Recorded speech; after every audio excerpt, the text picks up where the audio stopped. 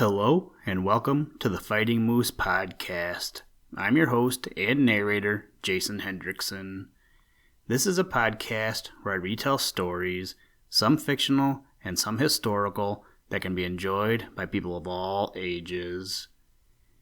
Today, we read the story, The 12 Labors of Hercules, written by Thomas Bulfinch from the book The Junior Classics, Volume 2, Folk Tales and Myths. This story comes about just as total randomness. I was actually looking to see if any stories by Alan Milne were available to read. Now, in case you aren't familiar with Mr. Milne, he is the author of the Winnie the Pooh stories. Last night, we watched the 2018 film Christopher Robin, and as we were heading off to bed, John said, "Can you do a Winnie the Pooh story?" And I said I would look. Unfortunately, the Pooh stories aren't available to me, and I don't want to break any copyright laws, so I went looking for another story. So I found this one. I've actually wanted to do this one for a while, but I just never got around to it. Oh well. Like I've said before, so many stories, so little time. Now, let's turn to today's story. I hope you enjoy. Let's begin. Liftoff. We have a liftoff.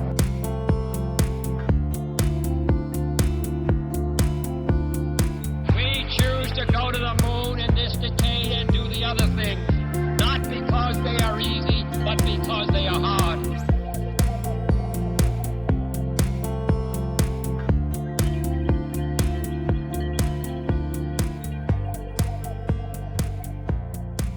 The 12 Labors of Hercules.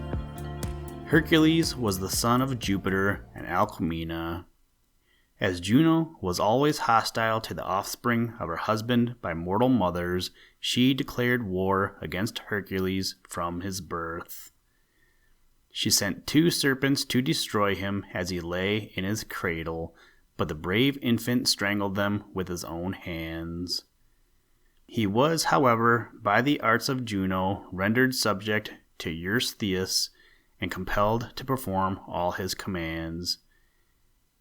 Eurystheus gave him a succession of desperate tasks which are called the 12 Labors of Hercules. The first was the fight with the Nemean lion.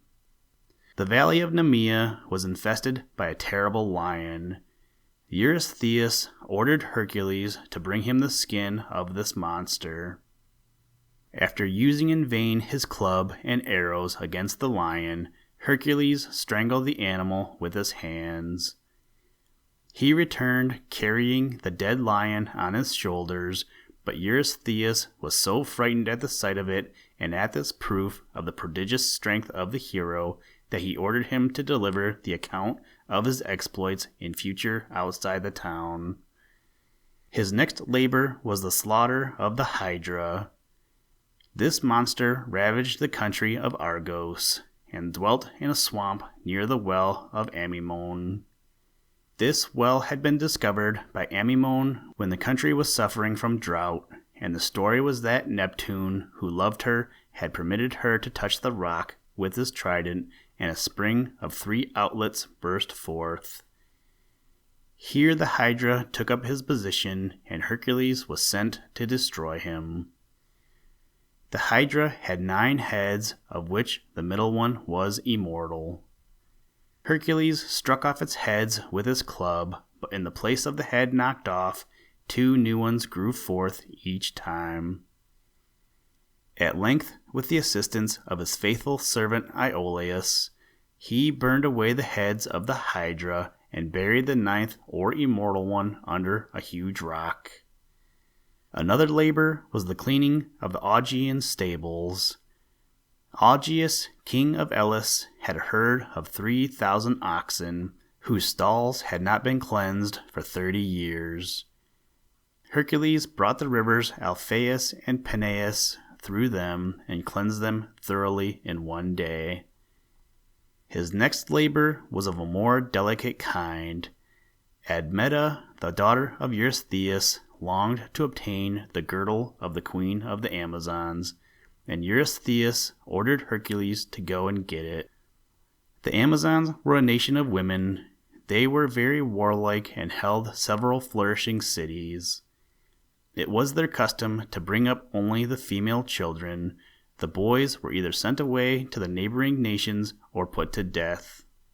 Hercules was accompanied by a number of volunteers, and after various adventures, at last reached the country of the Amazons.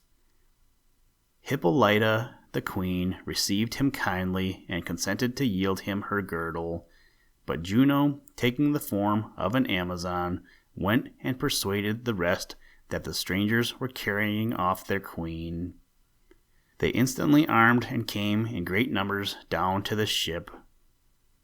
Hercules, thinking that Hippolyta had acted treacherously, slew her, and taking her girdle, made sail homeward. Another task enjoined him was to bring to Eurystheus the oxen of Geryon, a monster with 3 bodies who dwelt in the island Erythea, the Red, so called because it lay at the west, under the rays of the setting sun. This description is thought to apply to Spain, of which Geryon was king.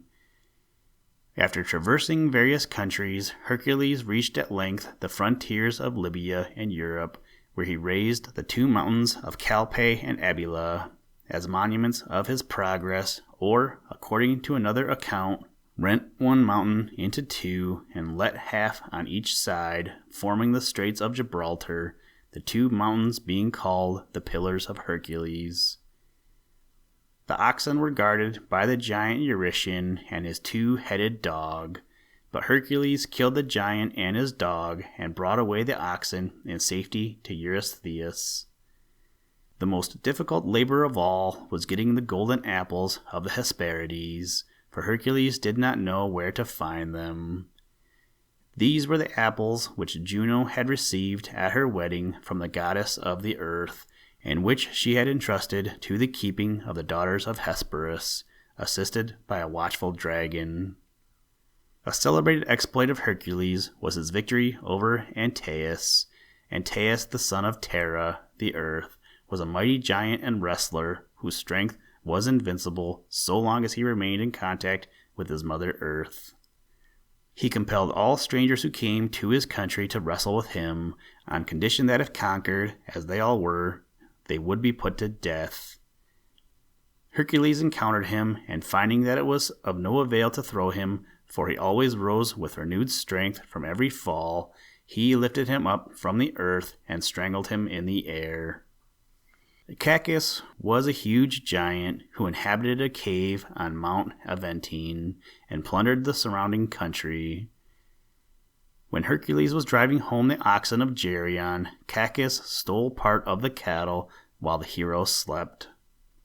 That their footprints might not serve to show where they had been driven, he dragged them backward by their tails to his cave. So their tracks all seemed to show that they had gone in the opposite direction. Hercules was deceived by this stratagem, and would have failed to find his oxen if it had not happened that in driving the remainder of the herd past the cave where the stolen ones were concealed, those within began to low, and were thus discovered. Cacus was slain by Hercules. The last exploit we shall record was bringing Cerberus from the lower world. Cerberus was a 3-headed dog that guarded the entrance to Hades. Hercules descended into Hades, accompanied by Mercury and Minerva. He obtained permission from Pluto to carry Cerberus to the upper air, provided he could do it without the use of weapons, and in spite of the monsters struggling, he seized him, held him fast, and carried him to Eurystheus, and afterward brought him back again. When he was in Hades, he obtained the liberty of Theseus, his admirer and imitator, who had been detained a prisoner there for an unsuccessful attempt to carry off Proserpine. Hercules, in a fit of madness, killed his friend Iphitus, and was condemned for this offense to become the slave of Queen Omphale for 3 years. While in this service the hero's nature seemed changed. He lived effeminately, wearing at times the dress of a woman, spinning wool with the handmaidens of Omphale, while the queen wore his lion's skin. When this service was ended, he married Deianira and lived in peace with her 3 years. On one occasion, as he was traveling with his wife, they came to a river across which the centaur Nessus carried travelers for a stated fee. Hercules himself forded the river, but gave Deianira to Nessus to be carried across. Nessus attempted to run away with her, but Hercules heard her cries and shot an arrow into the heart of Nessus. The dying centaur told Deianira to take a portion of his blood and keep it, as it might be used as a charm to preserve the love of her husband. Deianira did so, and before long fancied she had occasion to use it. Hercules, in one of his conquests, had taken prisoner a fair maiden named Iole, of whom he seemed more fond than Deianira approved. When Hercules was about to offer sacrifices to the gods in honor of his victory, he sent to his wife for a white robe to use on the occasion. Deianira, thinking it a good opportunity to try her love spell, steeped the garment in the blood of Nessus. As soon as the garment became warm on the body of Hercules, the poison penetrated into all his limbs and caused him the most intense agony. In his frenzy, he seized Lycus, who had brought him the fatal robe, and hurled him into the sea. He wrenched off the garment, but it stuck to his flesh, and with it he tore away whole pieces of his body. In this state, he embarked on board a ship and was conveyed home.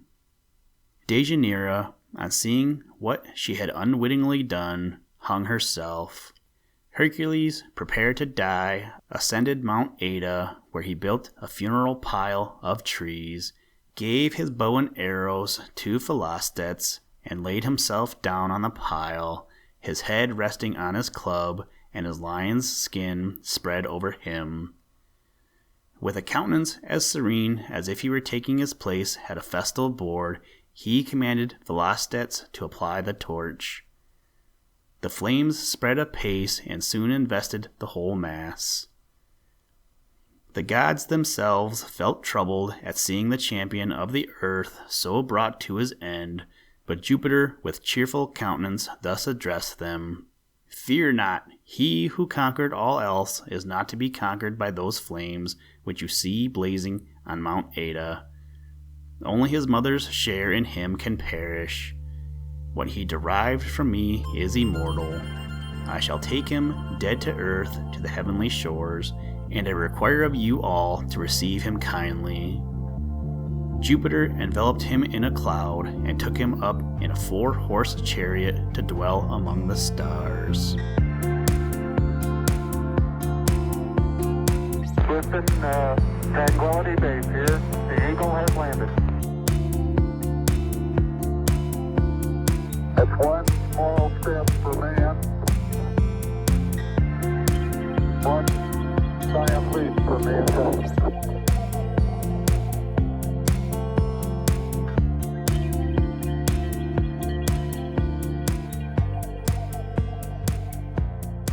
Thank you for listening to this episode of the Fighting Moose podcast. Please join us next time as we read another exciting story.